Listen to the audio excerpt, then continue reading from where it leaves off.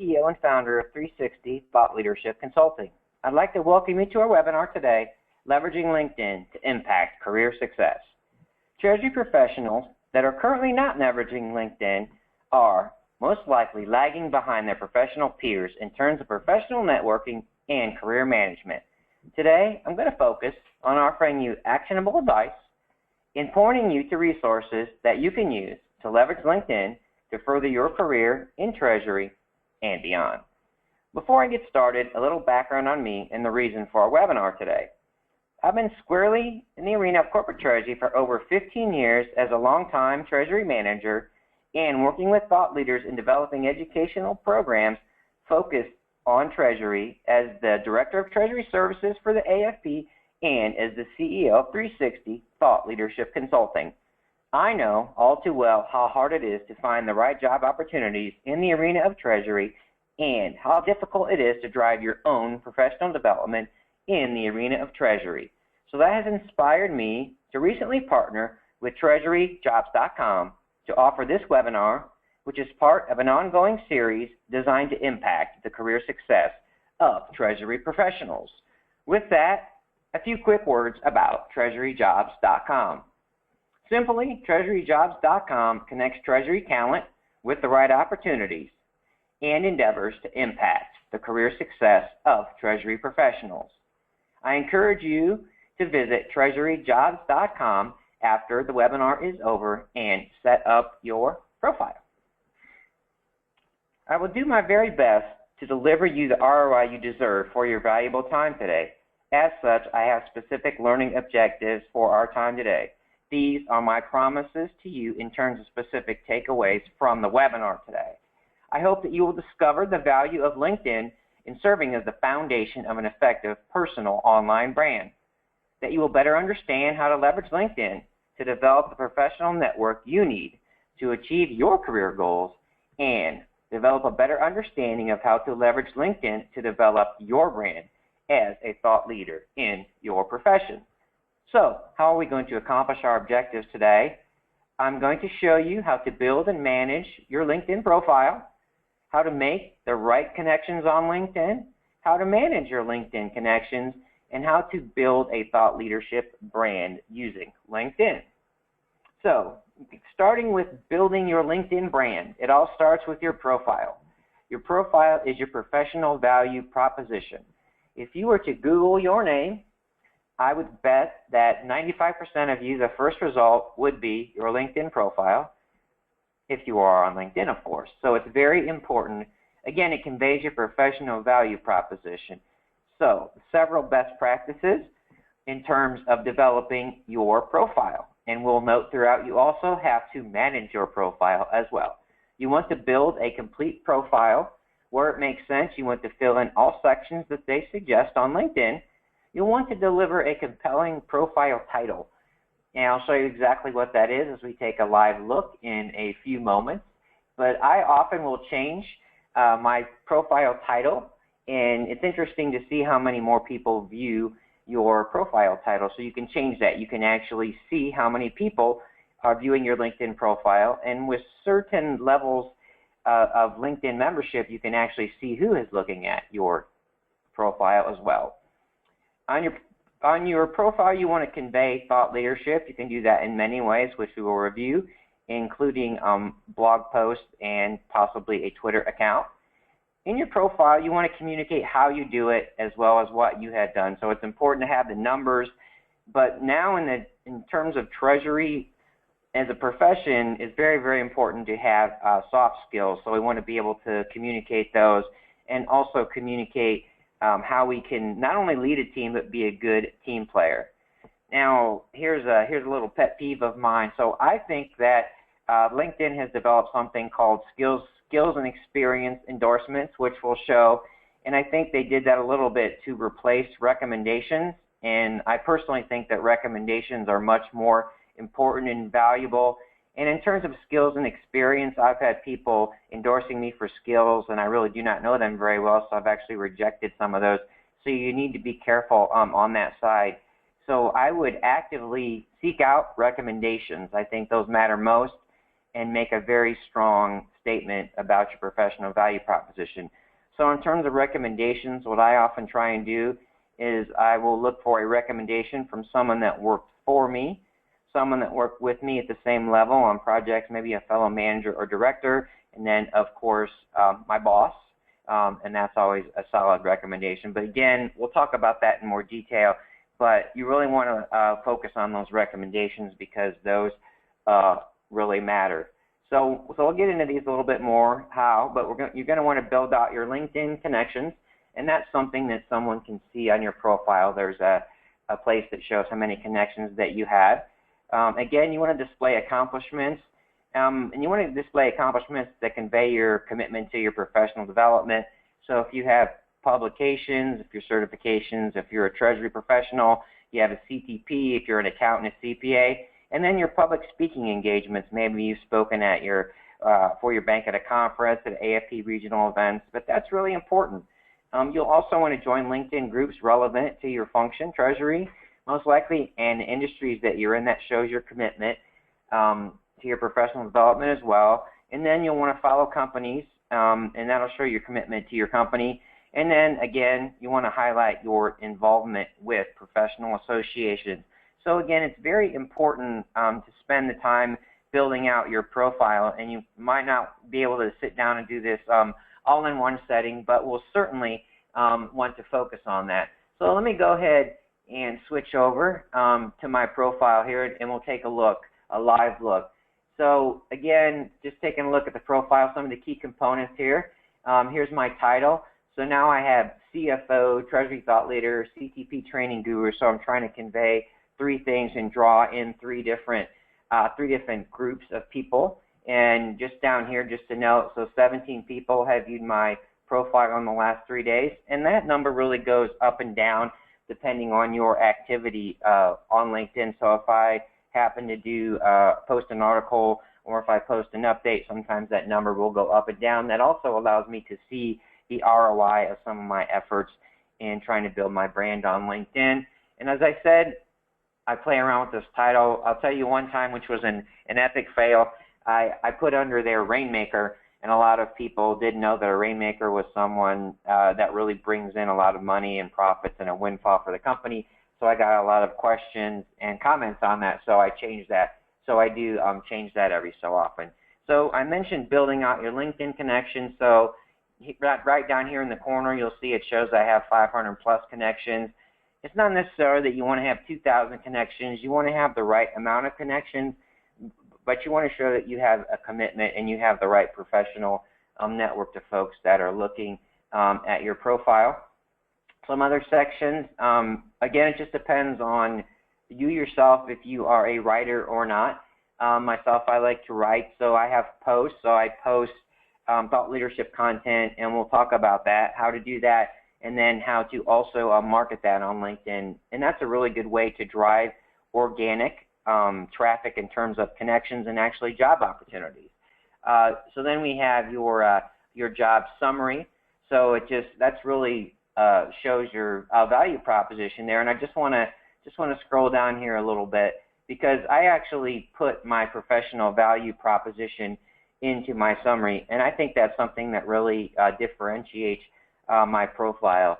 So a quick aside on professional value propositions, it's difficult for most people to formulate their professional value proposition. So I have a little exercise that I use with students at Purdue when I go and talk to them. So if they are in the process of interviewing, I will do some mock interviews with certain business students.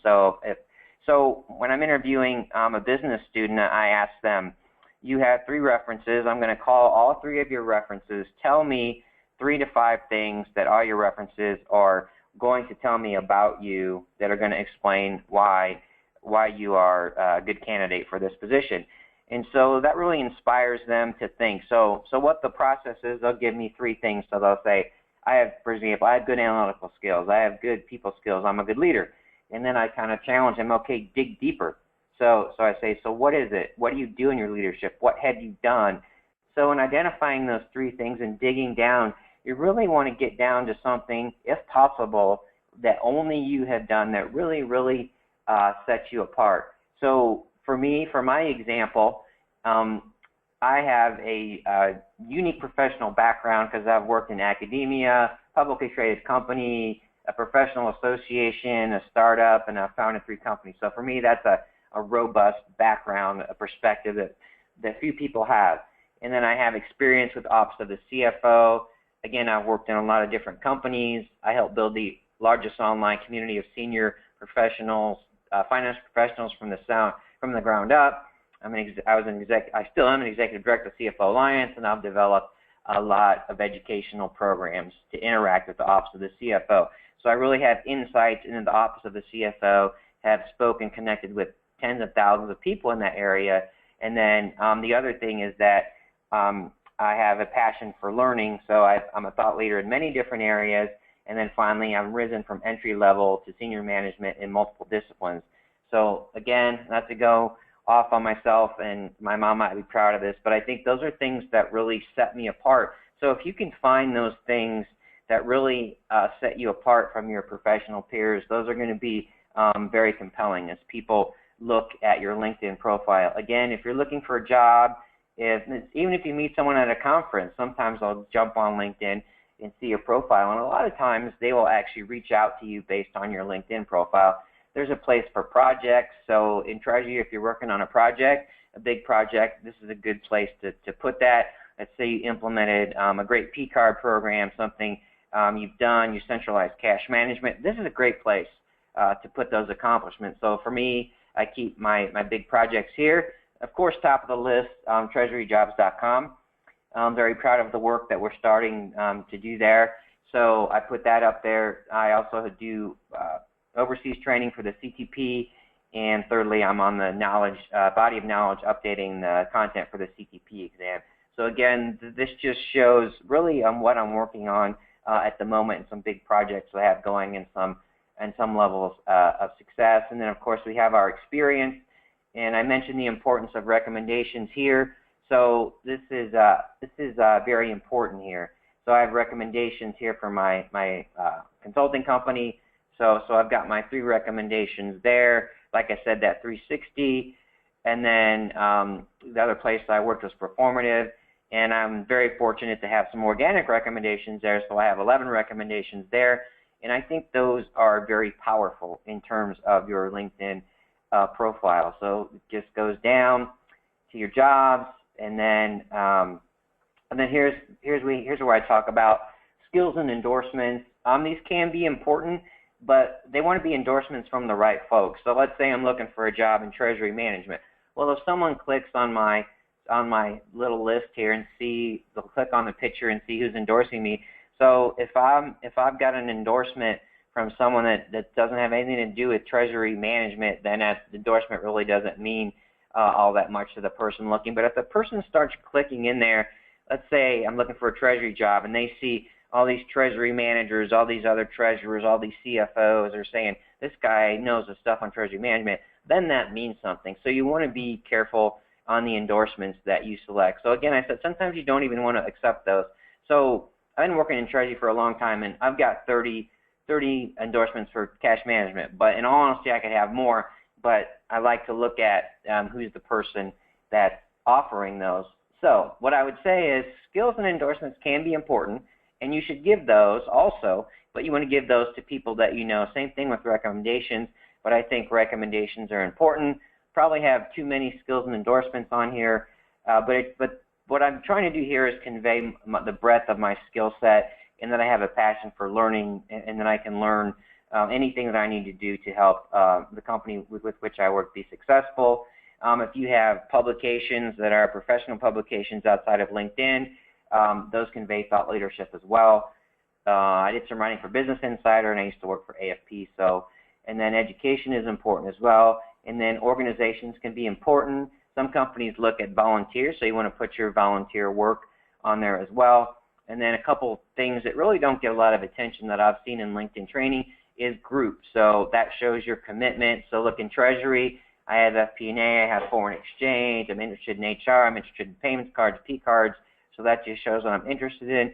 And then some of the companies that I am following as well. So a lot of words there, but your LinkedIn profile can be incredibly powerful So you want to build that up as much as possible. So what I often do is I'll go and look at other profiles on LinkedIn, people that I know, people that I meet at the conference, a speaker that I've met at a conference, and kind of borrow ideas.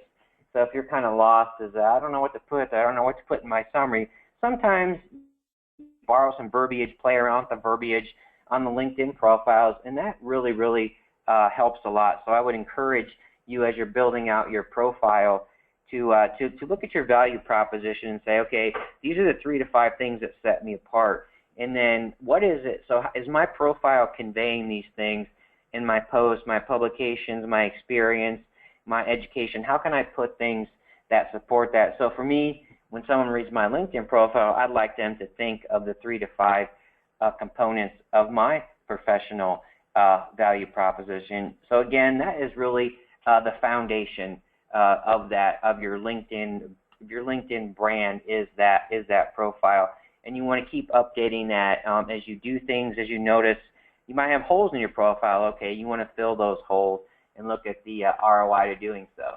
So now we're going to go back to the couple PowerPoint slides. So LinkedIn, okay. So how do you build your LinkedIn network? For some people, this is still intimidating. I know it's been around a while, but I speak on LinkedIn and social media at regional treasury management conferences, and still there are people that really are just intimidated on how to build a network. So I'm going to take a step back here and give some advice on how I started to do this, which was a while ago, but I had to start from scratch. And it's really, when you break it down into pieces, it's really not all that intimidating. So when you're building your network, you may already have your LinkedIn network, which is great. But okay, so what kind of people do you want to have on your network? Well, you'll have people you know well, you have people you know but not well. So people maybe you saw at a conference, met at a conference, people you want to know, and then the people you need to know in order to further your career. So I encourage you to make a list. This sounds like it takes a long time. It might, but it is worth the investment. So you want to have all these people as your LinkedIn connections. And the beautiful thing about LinkedIn connections is it's organic. Once you're connected to one person, that's called a direct or first connection. And then all the people they're connected to is a second-degree connection. And then the people those are connected to, it's a third-degree connection. LinkedIn used to have this cool statistic where they'd show you how many people you're connected to. I don't know why they stopped doing that. So this was probably 2 or 3 years ago. I think I was connected by second or third degree connection to like 3 or 4 million people. So that's pretty cool, given that I only have 500 connections. So let's get a little practical here. So what I'll do is I'll talk about some things that you can do, and you'll have the slides in the recording to work through these things after the webinar is over. So how do we build that network? So for LinkedIn, a key way to do this to contacts that you might already have that aren't your LinkedIn connections is through a general LinkedIn search. So this will give you a way, maybe you want to find your Outlook contacts. So you might, Outlook contacts, that's something I want to print out my Outlook contacts, look at that versus my LinkedIn contacts. Who do I want to be my LinkedIn connections? You might have business cards from conferences that you have never gotten into Outlook. So my advice for people, what I often do is after I come back from a conference, I have 2 things. I want to get them into Outlook, but I also want to connect with them on LinkedIn. Very important. So when you first meet someone, you want to make that connection. You want to build it, especially if it's someone that could be a potential employer, consultant. Maybe you're working on a project for AP automation and you met someone at a conference. You want to make sure that connection stays warm. So do that. And then sometimes what I also do is if I go to conferences and I find speakers that I really like, I connect with them on LinkedIn. So I'll reach out and say, I really liked your session on XYZ. And conference speakers are often movers and shakers in the Treasury area. I've been in Treasury for probably 8 years now, and it's amazing how close-knit the Treasury community is. So you really want to make effort to connect with those movers and shakers in our Treasury space, and oftentimes those folks speak quite often at AFT conferences or on webinars as well. So again, to build that network, one way you can do that is through your LinkedIn search. That's kind of a top level, and that's more of what I would say is a one-on-one, hand-to-hand combat. But we also want to do one-to-many content. So what I like to say are LinkedIn groups are the keys to the candy store. So LinkedIn groups are ways to find folks that you want to connect with, whether it's within your industry, you're looking for job opportunities, you want to connect with people in the same industry, treasury manager in retail, I want to meet treasury managers in retail, I want to meet folks that do X, Y, Z, I want to meet the movers and shakers. So just examples, again, we'll give us a live look here in a couple more minutes. I've been doing work with CFOs for the last 4 or 5 years, so I'm in the Chief Financial Officers Network. There's 343,000 members in there. Vast majority of those, not the vast majority, I'd say the majority are CFOs. So again, there's a lot of folks that we can connect with and communicate with just by being a member of that group. We can search within that group, and I'll show you how to do that. For us Treasury folks on the webinar today, my two favorite groups are the Treasury Management Network, which has over 63,000 members. So that's a really good place to connect with people. And there's a lot of people that post good content also about webinars and seminars. And if you are a member of the AFP, their group has over 15,000 members. So again, that's a way to connect on this one-to-many strategy. So you want to have several different strategies on in developing your work on LinkedIn. And then I'm proud to be a Boilermaker. So in terms of Purdue Alumni Group, we have over 48,000 folks in that network. So if you just look at these four groups, we're getting pretty close to, we're getting between 400,000 and 500,000 people that we can connect with. So if you're in groups, depending on the type of LinkedIn membership you have the ability to send messages to people in those groups. I will note, probably 2 or 3 years ago, you used to be able to send direct messages to anyone who was in your group, but LinkedIn has changed as they've realized that people were actually figured out how to use the groups to make those connections, which I think is part of what makes it valuable, and I'm sad to see they restricted that, but some folks in marketing and sales got a little bit carried away, so they really had to lock that down. But I think, without a doubt, groups are still the keys to the candy store. So in terms of groups, how do I find the groups that I want? So what groups are interesting to me? So we'll go through this as well when we take our next live peek into LinkedIn. So you can search by high-level things such as Treasury, so I'll show you how to do that, and that'll identify groups, and then that'll give you the opportunity to potentially join those groups, and then we'll show you how to search within the groups. And then you can search by function, so there are specific groups for accounts payable, accounts receivable, purchase cards, and those are groups where you can really connect with people. So you want to compare best practices in accounts payable. You want best practices on anything pretty much, on what systems you're using and techniques. So it's really cool.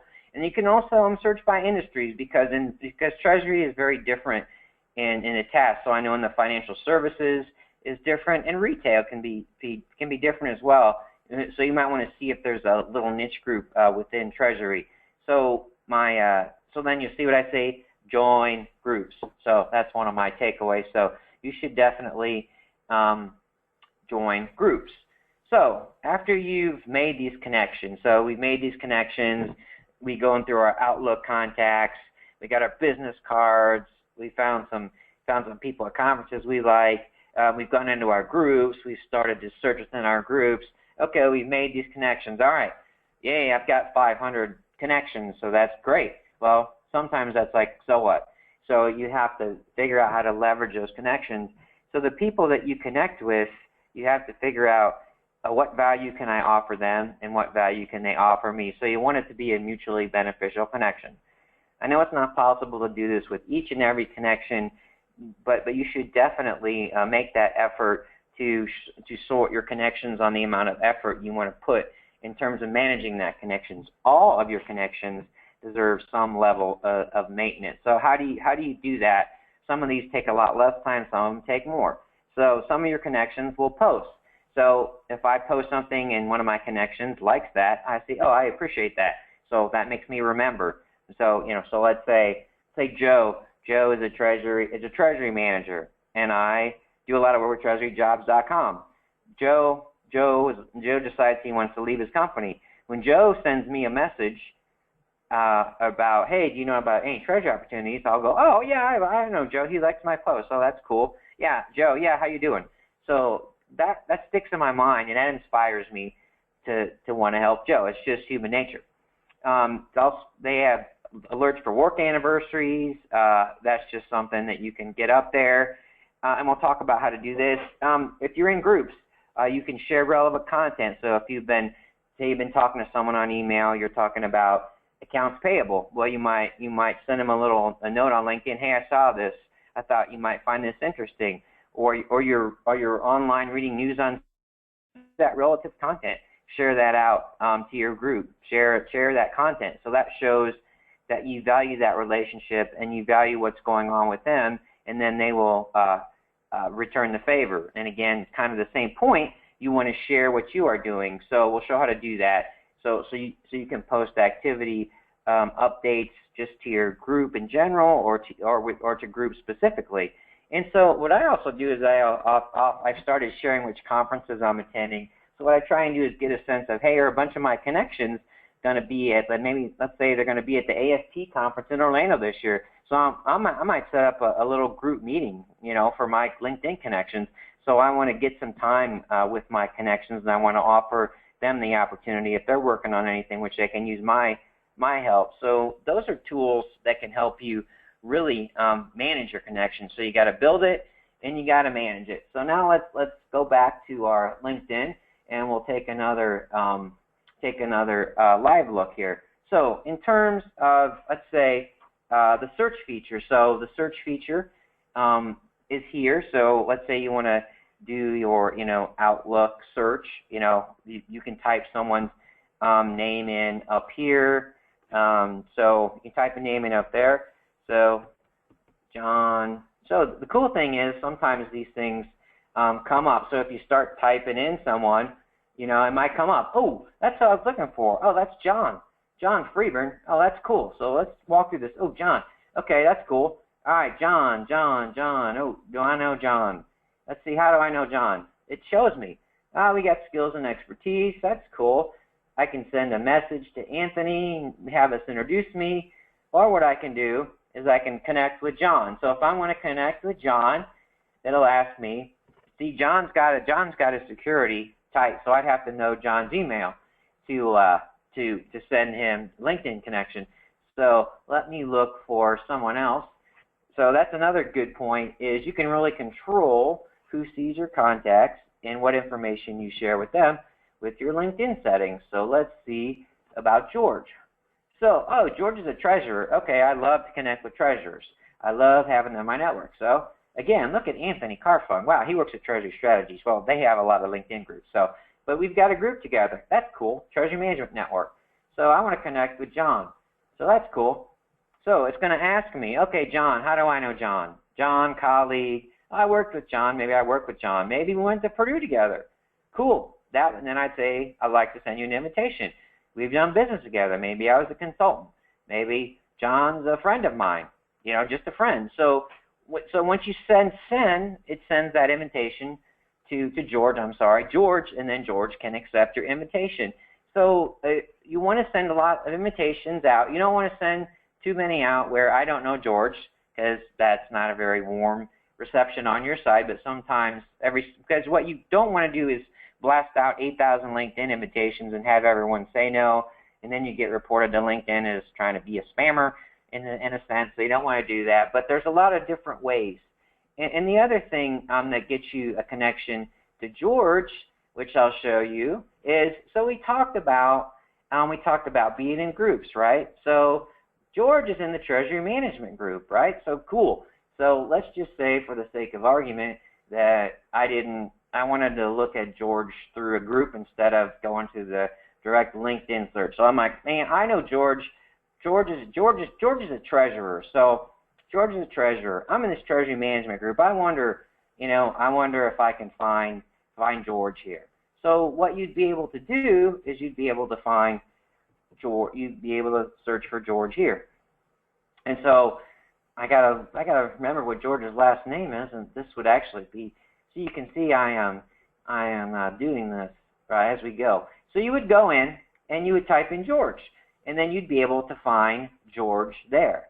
So if you click on members, right? You go to your group, you join, you click on members, you can find George, and then look, I can send a message to people. There's a limit to what you can send, but if you go into groups and then you find someone, that is the keys to the candy store. So again, here's my my favorite. This is my favorite candy store, folks. But in the CFO world, this is my keys to the CFO candy store. There's 344,000 people in here, so I can find people that are a member in there. And then if I haven't used up all my connections I can do from groups within a month, I can send him a note and try and connect with him. So again, keys to the candy store. So now let's go back and talk. So I showed you how to, search for someone in general. Another note on what you can do is you can also do advanced searches for folks you might know. And what you can do there is you can do by keywords, first name, last name, title, company, and you can do location. So let's say I'm in New York or Purdue, or you could do the zip code. I want to be near my zip code. So you can look for treasurers, you can by function, seniority level. So you can really robust tools in order to find ways to try and connect with folks that you think will add value to your network. Value to your network in terms of multiple different levels. They can be a peer, a treasury peer. They can be a treasury peer at a company you might want to work at.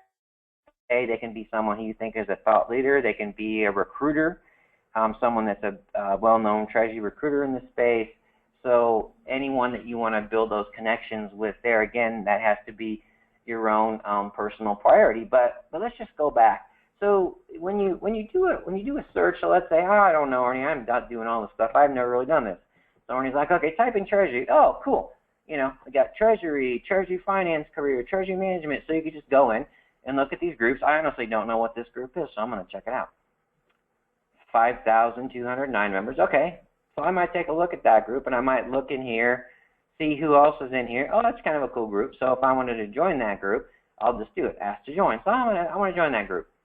So pending. So if that request is accepted by the moderators of the group, then I will be in that group, and then I can connect with them, and I can post in the group as well, which we'll talk about in a moment. So I know a few of these people, so if they don't accept me, I'm going to be embarrassed. I'm just kidding. So it's hard to have humor on the webinar, but I try. So again, in that groups area, so you want to look at accounts payable. So, accounts payable groups there. Oh, cool. Accounts payable forum. Wow, there's a lot of groups in accounts payable, so I think I'm already in here. So I do a lot of presentations on accounts payable automation. So again, boom, there's the members. Let's say I wonder who the admins are. I want to connect with them. I want to connect with the movers and shakers. Let's look at the admins. You can get to the admins. These are the people. These are the people that control access to the group. So you can connect with the administrators. And maybe you want to contribute to the group.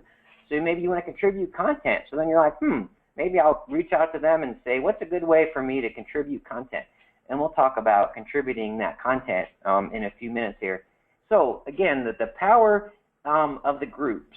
So you can look at the groups I showed you by treasury, by industry. You can even do this by city. So when I was trying to build outreach in Atlanta young professionals, maybe there's Atlanta finance. Ooh, Atlanta finance.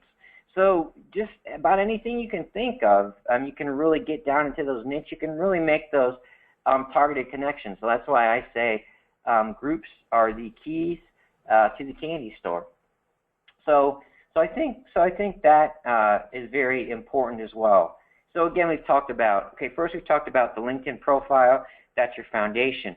Talked about how to make those connections, a little bit how to manage those connections. So if we want to, we'll talk about content here in a moment. So say you want to communicate. I want to share an update.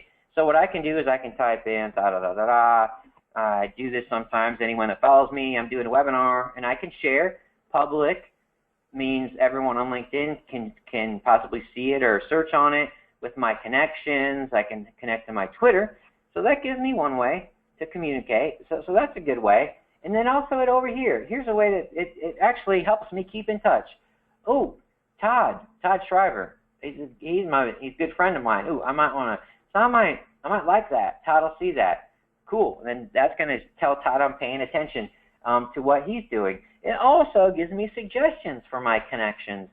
So LinkedIn has some features that make it easy. So you can show people what you're doing. You can keep track of what people are doing by knowing what groups they're in.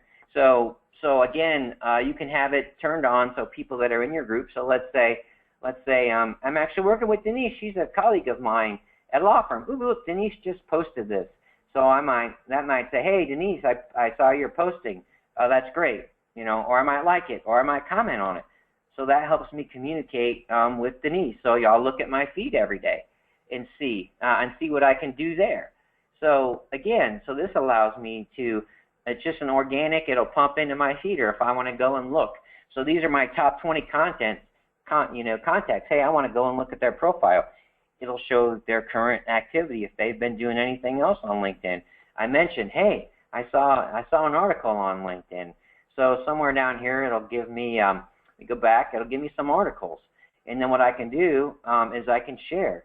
So if I click on a link and I say, oh, that's a good article there, I can share that. So I can open that, boom, ooh, here's this, ooh, I think this is cool. Articles, boom, I can share that. I can share that article with my LinkedIn and put a little note. Hey, I thought you might like this. Share. Individuals, boom, my LinkedIn contacts. Share it within the group, boom. So that's a good way to build your value proposition.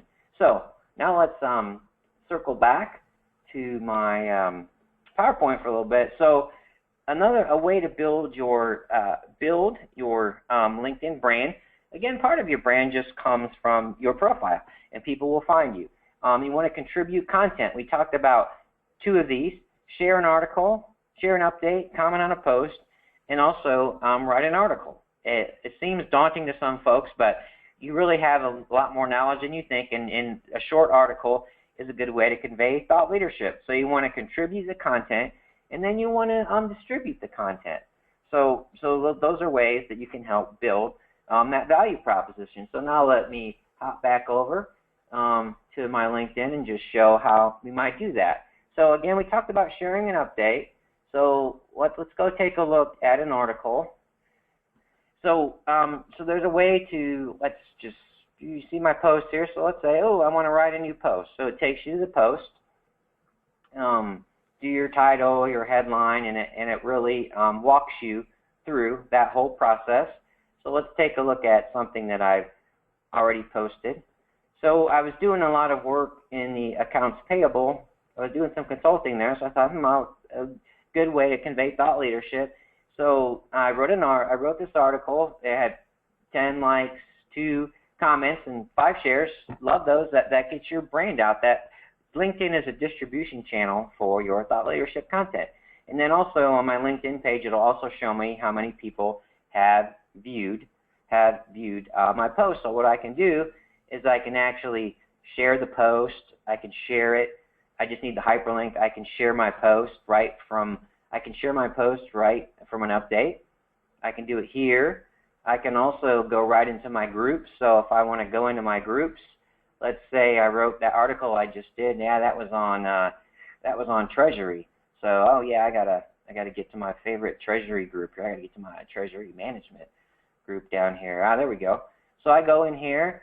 I do it. I put the hyperlink in there. Bing, bing, bing. Bing. Gotta do the bing, bing up here first. Do the bing, bing, and the bing, bang. Then I post, and then that'll get shared down in. See, here's a post I just. So I was doing a similar webinar yesterday. So that puts that post out, gets people see my thought leadership, gets people to my webinars. So doing posts within groups is awesome, but it has to be relevant. And you can also see sometimes your posts will get popular, you'll get a lot of views, you'll get a lot of conversation. So you can tell whether or not you're really delivering that thought leadership content.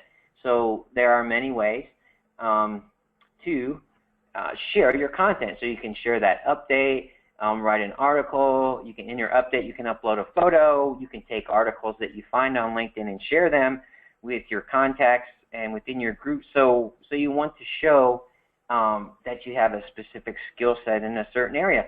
And you don't have to write an article about Treasury. You can write an article about professional development. I've written articles about the art of listening to an email, effective communication. So whatever it is that you think you have a unique slant or idea on, I've written on the art of managing remote employees, and some of these articles, they get a lot of traction. So to me, it always comes easy when it's something that I've struggled with in the past, and then I'm trying to help people and not go through that struggle. Perfect example. When I was in the Treasury world, I did have trouble finding Treasury jobs and Treasury opportunities. I didn't have the network I needed. I didn't know how to leverage the AFP. I didn't know how to leverage other organizations. LinkedIn didn't exist.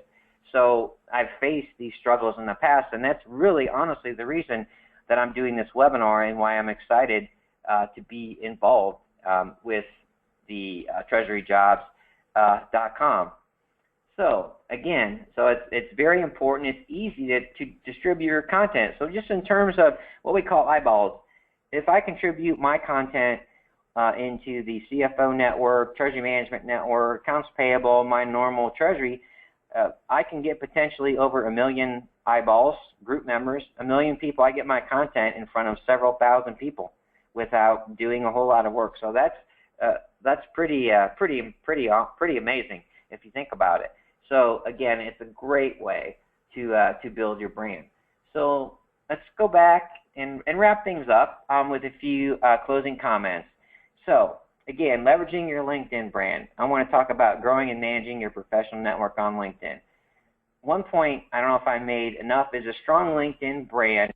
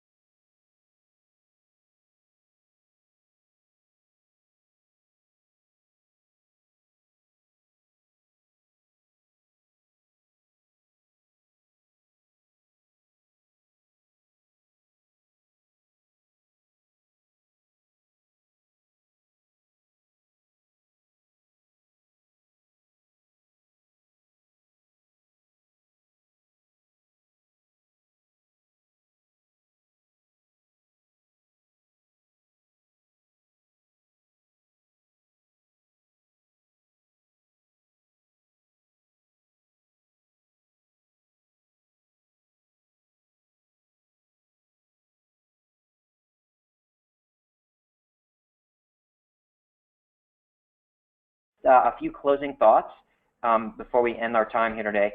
LinkedIn can be leveraged to create competitive advantage, and that's for any Treasury professional.